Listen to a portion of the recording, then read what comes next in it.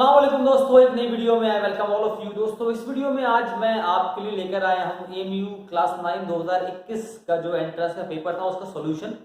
मैं आपको आज इस वीडियो में मैथ के 15 जो सवाल है वो सॉल्व करके दिखाऊंगा। ये पार्ट 2 है।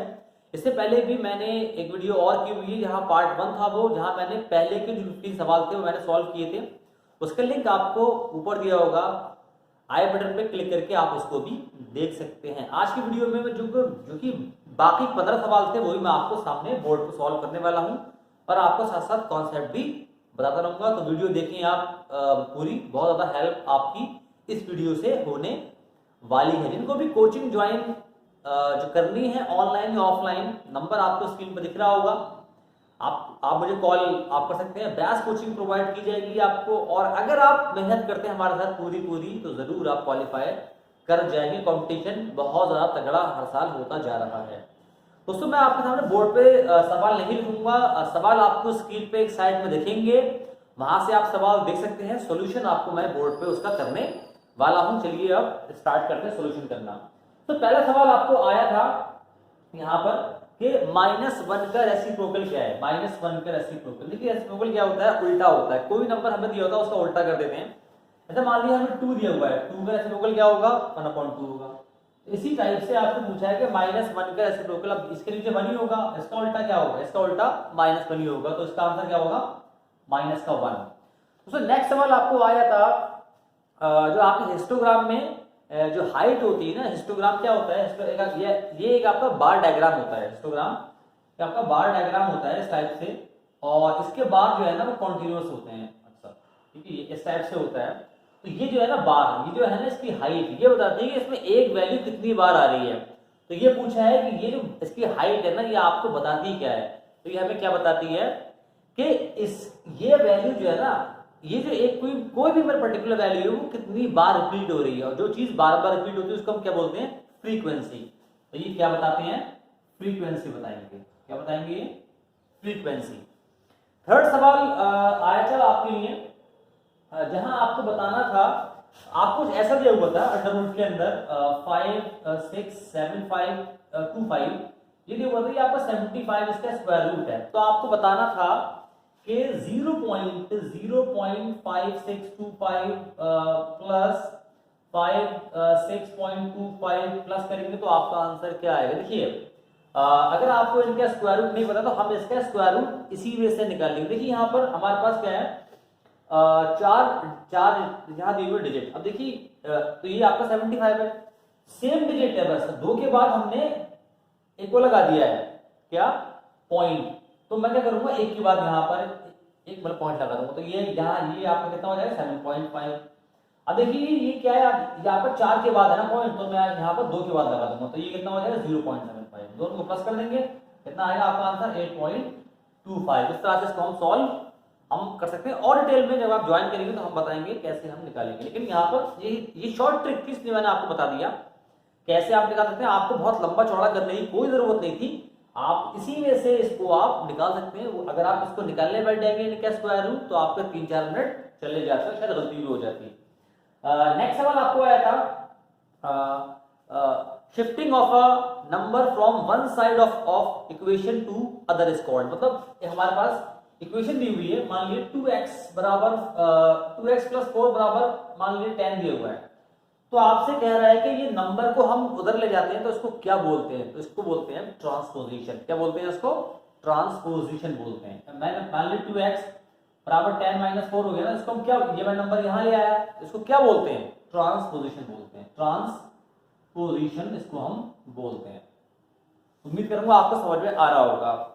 बच्चों नेक्स्ट सवाल आपको आया था जहां आपको बताना था इनमें से कौन सी लीनियर इक्वेशन है। ये सवाल जो है गलत था, क्योंकि इसमें इक्वेशन 2 इक्वेशन थी और 2 इक्वेशन ही नहीं थी। आंसर बच्चों इसमें x+1 बराबर कुछ होता, क्योंकि बाकी 2 तो है ही नहीं और पहली वाली तो होगी नहीं। तो आंसर मोस्ट प्रोबेबली इसके अंदर 4th होता, क्योंकि जो ए आपका ऑप्शन है ना x², कभी भी स्क्वायर वाली लीनियर इक्वेशन नहीं होती है।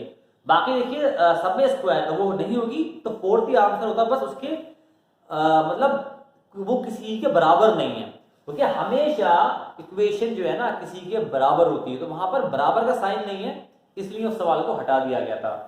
बच्चों नेक्स्ट सवाल आपको आया था जहां आपको बताना था a prism is a polyhedron whose lateral faces. देखिए प्रिज्म क्या होता है, प्रिज्म एक आपका क्यूबॉइड को आप खड़ा करते हैं तो वो भी आपका प्रिज्म होता है। उसके जो है ना टॉप जो फेस होता है वो आपका होता है, कोई भी मतलब पॉलीगॉन होता है जो उसके साइड के फेस होते हैं ना, साइड के, उनको बोलते हैं मतलब हम लेटरल फेसेस। वो हमेशा क्या होते हैं, वो होते हैं मतलब पैरेललोग्राम। तो इसका आंसर क्या होगा, पैरेललोग्राम। कोई भी एक आपका ऐसा फिगर है उसका जो टॉप है ना वो आपका वो मतलब वो रेक्टेंगुलर भी हो सकता है, वो ट्रायंगुलर भी हो सकता है, लेकिन उसके साइड हमेशा जो होते हैं, साइड के फेसेस वो हमेशा कैसे होते हैं, वो होते हैं मतलब पैरेललोग्राम। नेक्स्ट सवाल आपको आया था जहां आपको बताना था, एक दिया हुआ था आपको एक फिगर, बल्कि फिगर नहीं दिया हुआ था, बना लेंगे। आपसे कहा गया था कि एक आपका पैरेललोग्राम है, पी क्यू आर है, मान लीजिए ये आपका पी है, या आपका क्यू है, या आपका आर है, या आपका एस है।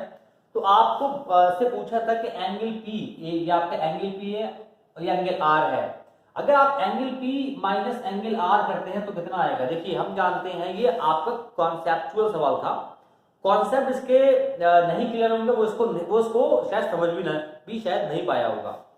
देखिए हम जानते हैं कि पैरेललोग्राम की जो है ना ऑपोजिट एंगल इक्वल होते हैं, मतलब जितना ये है उतना ही ये होगा। और जब भी आप दो सेम को माइनस करते हैं हमेशा आंसर क्या आता है, 0। तो आप इसका आंसर क्या आएगा, 0। क्योंकि कुछ भी मान लें आप, 60 मान लें, दोनों ये भी 60 ये भी 60 मान लीजिए, दोनों को माइनस कर दीजिए तो आंसर कितना आएगा, आपका आंसर आएगा 0 डिग्री। तो ये सवाल अच्छा था। नेक्स्ट सवाल आपको आया था जहां आपको बताना था माइनस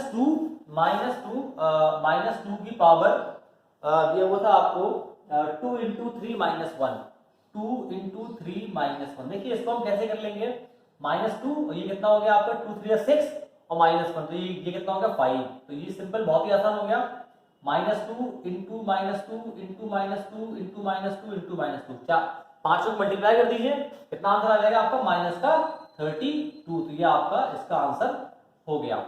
आई होप आपको समझ में आ गया होगा। बच्चों नेक्स्ट सवाल आपको आया था जहां पर आपको बताना था कि एक सवाल पढ़ता हूं आपके सामने, फिर सॉल्व करूंगा। Car covers a distance in 40 minutes with an average speed of 60 kilometre per hour. The average speed to cover the same distance in 30 minutes is.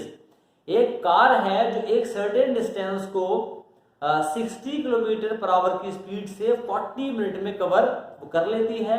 तो सेम डिस्टेंस को 30 मिनट्स में कवर करने के लिए वो गाड़ी कितनी स्पीड से चलेगी। देखिए ये आपका इनवर्स यहाँ प्रोपोर्शन है, क्योंकि अगर आपका सेम डिस्टेंस से स्पीड बढ़ेगी क्योंकि टाइम हो रहा है कम तो स्पीड को बढ़ना लाजमी है।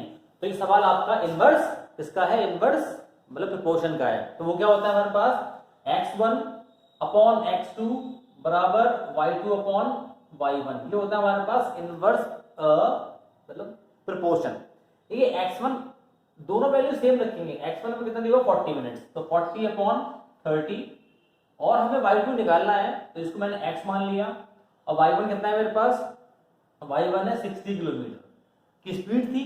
तो अब मैं क्या करूंगा, इसको सॉल्व कर लूंगा। ये हो जाएगा आपका 30x बराबर क्रॉस मल्टीप्लाई कर दीजिए इसको, इससे ये हो जाएगा आपका कितना हो जाएगा 2400, ये आपका हो जाएगा 2400 2400। अब मुझे x निकालना है तो x बराबर कितना हो जाएगा 2400 अपॉन 30, 0 कैंसिल हो गया और 3 8 24 0। तो आपका आंसर कितना आ गया 80 किलोमीटर पर आवर। ऐसे इसको हम निकालते हैं। नेक्स्ट सवाल बच्चों आपके लिए आया था जहां आपको बताना था कि एक कोई हमारे पास ये आपका सवाल जो है, ये जो नेक्स्ट सवाल है ये आपका है डाटा हैंडलिंग का। एक कोई भी आपका डाटा है उसके अंदर एक वैल्यू बार बार आती है, कोई भी एक मतलब ऑब्जर्वेशन बार बार आती है, उसको हम क्या बोलते हैं, उसको बोलते हैं फ्रीक्वेंसी। मान लीजिए कोई ऐसा आपके क्लास में स्टूडेंट है, 10 में से मार्क्स आए उनके और उसमें 3-4 स्टूडेंट के मार्क्स 5-5-5 आए, तो ये 5-5 बार बार रिपीट हो रहा है, इसको बोलते हैं फ्रीक्वेंसी। तो आपका आंसर क्या होगा इसमें, फ्रीक्वेंसी होगा। बच्चों नेक्स्ट सवाल आपको आया था, अगर हमारे पास एक स्क्वायर नंबर है, मान लीजिए ये मेरे पास एक स्क्वायर नंबर है 16 है मान लीजिए। अब इसके अंदर कह रहा है कि एन डिजिट्स हैं, एन मतलब इसके अंदर 2 डिजिट्स हैं अब 2 डिजिट्स अगर इसके अंदर हैं तो ये नंबर कैसा हो गया? आपसे कह रहा है कि एन इज इवन, और एन कैसा है? इवन है। देखिए 2 है ना, 2, तो ये आपका इवन हो गया। अब पूछ रहा है कि इसके स्क्वायर रूट में कितनी डिजिट्स होंगी, मतलब अगर मैं इसका स्क्वायर रूट निकालूं तो उसमें कितनी डिजिट्स होंगी।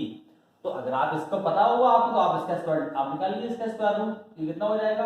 ये हो जाएगा 4। यहाँ तो नंबर मुझे मालूम है ना, लेकिन नंबर तो कोई और हो सकता है, बड़ा नंबर हो गया। ओके, इवन का मतलब क्या हमें तो नहीं पता। तो इसका एक फॉर्मूला होता है, तो जब भी आपकी डिजिट्स होती है ना इवन, कोई आपके स्क्वायर नंबर में अगर इवन नंबर ऑफ डिजिट्स है ना, तो उसका फॉर्मूला होता है n/2। अब देखिए यहाँ पर कितनी है डिजिट्स? 2 है ना, 2/2, 2 1 2, तो आपका आंसर कितना आ गया? 1 डिजिट होगी, 4 नहीं होगा इसका आंसर, इसका होगा 1 डिजिट। तो आपका आंसर क्या होगा?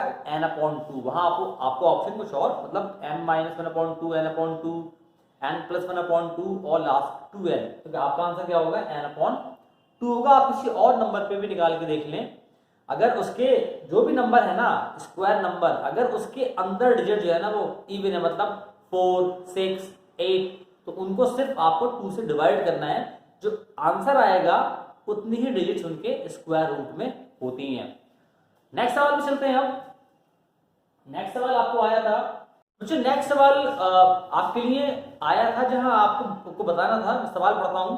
Find 3 whole numbers a b c such that a plus b plus c equals a into b into c, then what will be the value of a square plus b square plus c square। आपको सवाल दिया हुआ था, आपको ऐसे 3 number find करना थे A B C, जिनको हम अगर प्लस करें a प्लस बी प्लस सी तो ये इनके मल्टीप्लीकेशन के भी बराबर हों, और फिर आपको a square plus B square plus C square की वैल्यू फाइंड करना थी।